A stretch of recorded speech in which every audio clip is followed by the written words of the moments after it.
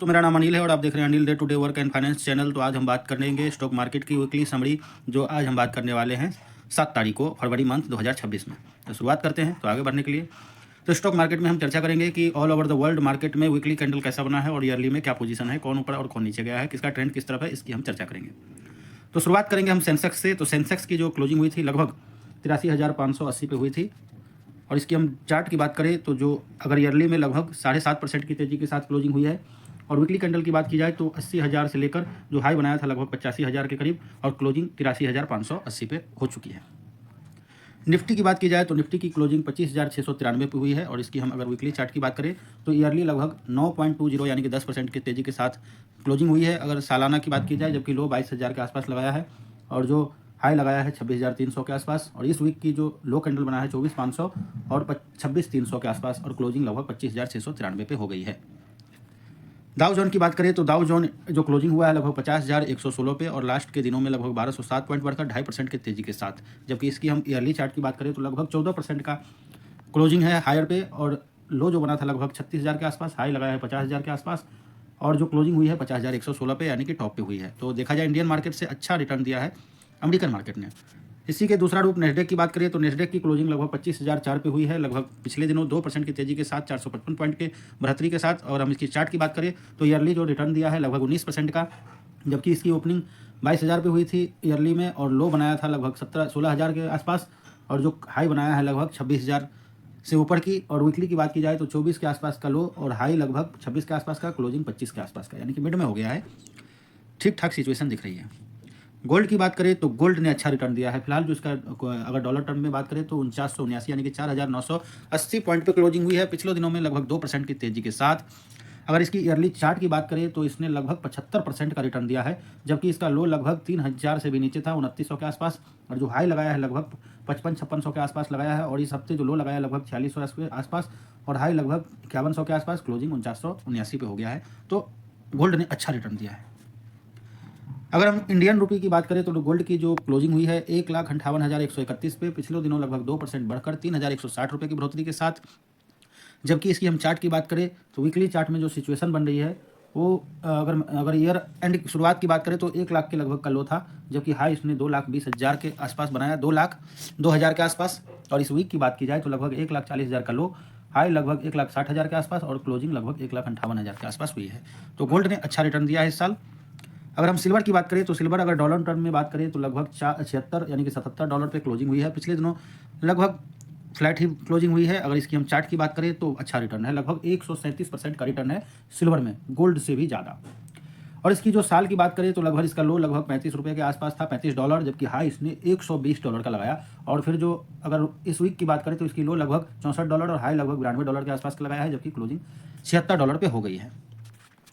अगर हम Indian term में यानी कि रुपी में इसका सिल्वर की प्राइस की बात करें तो लगभग 2,49,892 पे क्लोजिंग हुई है, फ्लैट क्लोजिंग थी।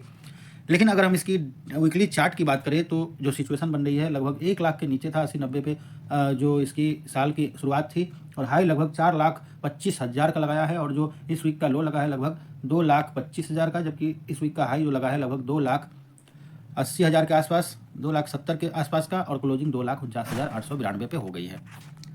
ग्लोबल मार्केट की बात करें तो ग्लोबल मार्केट में सबसे पहले निक्काई की बात करेंगे तो इसकी जो क्लोजिंग हुई है 56,455 पे, और पिछले दिनों लगभग 5% की तेजी के साथ 2,530 रुपये पे अप साइड में क्लोज हो गई है। अगर हम चार्ट की बात करें तो इसकी अगर एक साल का रिटर्न की बात करें तो लगभग 47% यानी 47% का रिटर्न है, जबकि इसकी ओपनिंग लगभग 38 से 39,000 के बीच हुई थी, और जो लो लगाया था लगभग 30 से 31,000 का, और इसने 30 से 31 से जो कवर किया है लगभग हाई 56,455 और हाई पे क्लोजिंग हुई है। और निक्केई यानी कि जापान का मार्केट अच्छा रिटर्न दिया है 47% के आसपास का 1 ईयर में। अगर हैंगसेंग की बात करें हांगकांग की, जो कि चाइना का एक सेपरेट कंट्री है, तो उसकी बात किया जाए तो लगभग इसकी क्लोजिंग 27,058 पे हुई है। पिछले दिनों 2% की तेजी के साथ लगभग 516 पॉइंट बढ़कर क्लोजिंग हो गई है। इसकी हम अगर ईयरली चार्ट की बात करें तो लगभग 35% का रिटर्न दिया है, जबकि ओपनिंग इसकी 20,000 के आसपास हुआ था, लो लगभग 17-18,000 का बनाया था, और हाई लगभग 28,000 का। इस वीक की बात करें लगभग 27,100 का, जबकि लो इसने लगाया लगभग 27,000 के आसपास, मतलब 26,400 के आसपास, जबकि क्लोजिंग 27,058 पे हुई है। तो देखा जाए तो हैंगसेंग ने अच्छा रिकवरी किया है और अच्छा प्रॉफिट बनाया इस साल। यूरोप स्टॉक की बात करें, यूरो स्टॉक तो लगभग 6,007 पे क्लोजिंग हुई है, पिछले दिनों लगभग 1.5% के आसपास बढ़कर पॉइंट बढ़कर क्लोजिंग हो गई है। इसकी चार्ट की बात करें तो चार्ट में लगभग 16% का रिटर्न दिया है 1 ईयर में, और जो ओपनिंग हुई थी साल का लगभग 5100 के आसपास, लो बनाया था लगभग 4400 के आसपास, और जो हाई लगाया है लगभग 6100 के आसपास, क्लोजिंग 6000 पे हुई, यानी कि हायर हाई यानी कि टॉप पे क्लोजिंग हुई है यूरो स्टॉक की।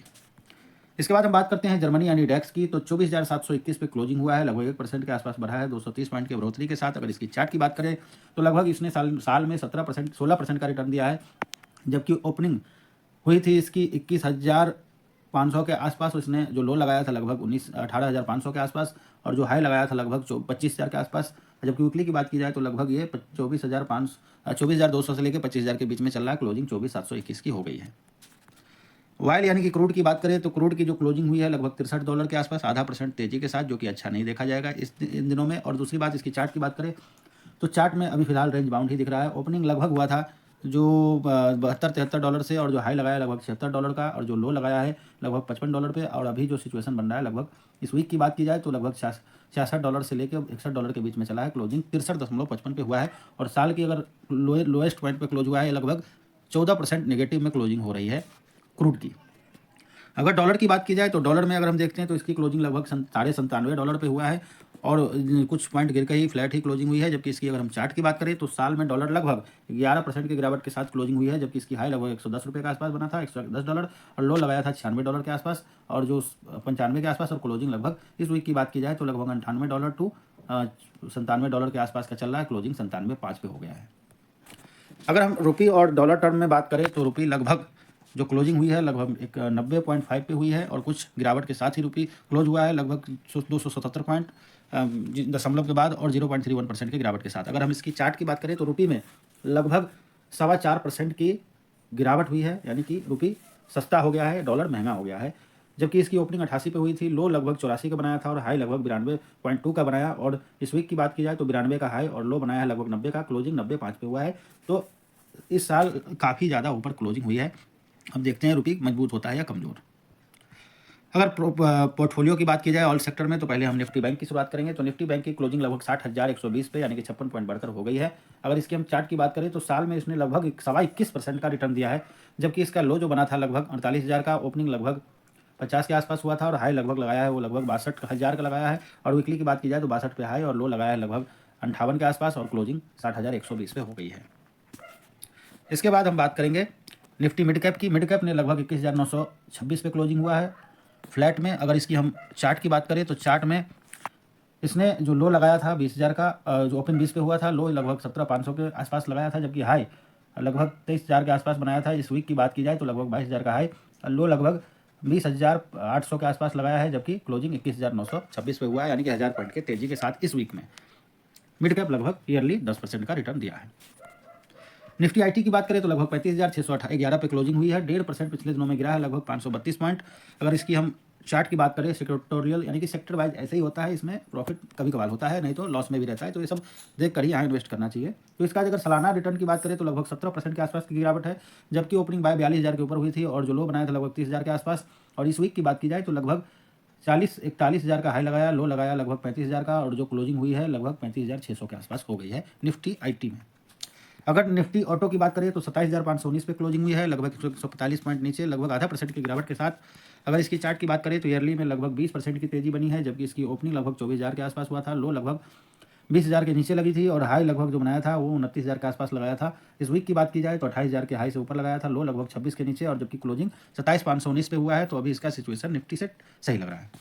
अगर निफ्टी एफएमसीजी की बात करें तो लगभग 51,882 पे क्लोजिंग हुई है। पिछले दिनों लगभग 2.25% के बढ़त के साथ 1151 पॉइंट की तेजी के साथ क्लोजिंग हुई है। अगर हम इसकी चार्ट की बात करें तो 1 ईयर में लगभग 9% के नुकसान में है, जबकि ओपनिंग हुई थी 58,000 के आसपास, और जो हाई लगाया है 59 के आसपास, और जो लो लगाया है लगभग 50,000 के नीचे 49,000, और जो क्लोजिंग हुई है लगभग 51,882 यानी कि 52,000 के आसपास। निफ्टी स्मॉल कैप की बात करें तो 15,864 पे क्लोजिंग हुई है, और लगभग आधा % की गिरावट के साथ। अगर हम इसकी डेली चार्ट की बात करें तो इसने लगभग फ्लैट ही क्लोजिंग हुई है। अगर साल की बात की जाए तो ना बढ़ा है ना घटा है, बीच में ही है अगर ईयरली बात की जाए। लेकिन टॉप से अगर ओपनिंग की बात की जाए तो लगभग 15,500 पे ओपनिंग हुई थी, जो लो हाई लगाया है लगभग 18,000 का, और लो लगाया है लगभग 13,500 के आसपास। और इस वीक की बात की जाए तो जो हाई लगाया है 16,000, लो लगाया है 15,000, और क्लोजिंग 15,864 पे हुई है। तो इसने कुछ रिटर्न नहीं दिया है स्मॉल कैप ने। अगर ऑल ETF की बात करें तो हम बिल्कुल उसी तर्ज पे चलेंगे जो कि इंडेक्स चलता है। तो इसने लगभग निप्पॉन गोल्ड बीज की बात करें तो 125 पे क्लोजिंग हुई है। अगर इसकी चार्ट की बात करें तो सेम 78% का रिटर्न दिया है इसने 1 ईयर में, और चार्ट बिल्कुल गोल्ड जो डॉलर और इंडियन रुपये में था सेम वैसे ही है। अगर हम सिल्वर की बात करें तो सिल्वर लगभग 224 पे क्लोजिंग हुई है, 11 रुपये 96 पैसे गिरकर 5% की गिरावट के साथ। जबकि इसकी चार्ट की बात करें तो सालाना लगभग 147% का रिटर्न दिया है। बिल्कुल सिल्वर जो सिल्वर हमारा था उसी के तर्ज पे ETF भी रिटर्न दिया है, अच्छा खासा प्रॉफिट हुआ है इस साल में सिल्वर में। अगर हम निप्पॉन निफ्टी 50 बीज की बात करें तो लगभग 291 पे क्लोजिंग हुई है। जबकि इसकी चार्ट की बात करें तो इसने जो इंडेक्स के तरह ही लगभग 11.5% का रिटर्न दिया है।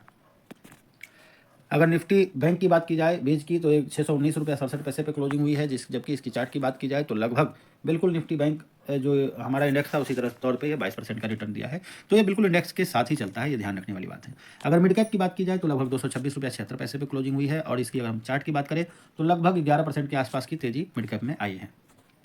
अगर स्मॉल कैप की बात करें तो 160 रुपये पे क्लोजिंग हुई है, और अगर इसकी चार्ट की बात करें तो लगभग 3% की गिरावट के साथ क्लोजिंग हुई है, जबकि इंडेक्स में फ्लैट है।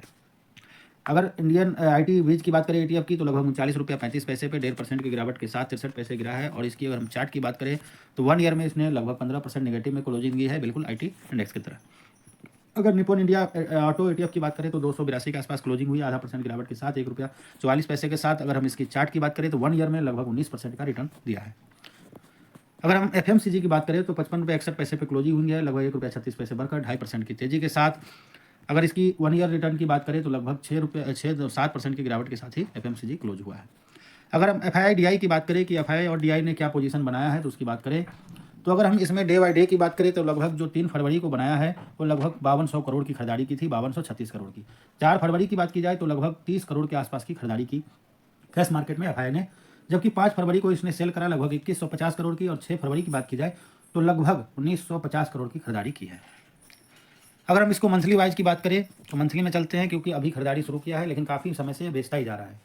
तो नवंबर 2025 की अगर बात करें तो लगभग 17,500 करोड़ की बिकवाली की थी। जबकि दिसंबर 2025 की बात करें तो लगभग 35,000 करोड़ के आसपास की बिकवाली की थी FII ने। अगर जनवरी की बात की जाए तो लगभग 41,435 करोड़ का बिकवाली की है। तो यानी कि FII ने लगातार बेचा है। लेकिन इस मंथ यानी कि फरवरी की बात की जाए तो अभी तक लगभग 6 दिन हुए हैं, लेकिन $2,645 की खरीदारी की है। और इससे आपको साफ दिख रहा होगा कि निफ्टी लगभग 1.5% की ऊपर की क्लोजिंग हुई है। जबकि जनवरी में 3% की गिरावट थी, और दिसंबर में लगभग 0.3 का, और नवंबर में कुछ हद तक 2% की तेजी थी। तो FII ने लगातार बेचा है, लेकिन अभी फिलहाल बाइंग मूड में आ गया। बाकी देखना पड़ेगा कि ये सिचुएशन कब तक बनी रहती है, ये देखने वाली बात होगी। तो देखते हैं अब अगले वीक की शुरुआत ग्रीन में होता है या फिर रेड में होता है या ग्रीन में, देखने वाली बात होगी। इसी के साथ मैं द एंड करता हूं। तो दोस्तों, अगर मेरी बातें आपको अच्छी लगी और नॉलेजेबल वीडियो लगा तो कृपया करके हमारे चैनल को इस वीडियो पे लाइक करें, चैनल को सब्सक्राइब कीजिए और वीडियो को ज़्यादा से ज़्यादा लोगों तक शेयर कीजिए ताकि उसको ये नॉलेज मिले। तो इसी के साथ मैं अपना वक्तव्य समाप्त करता हूँ। थैंक यू, धन्यवाद।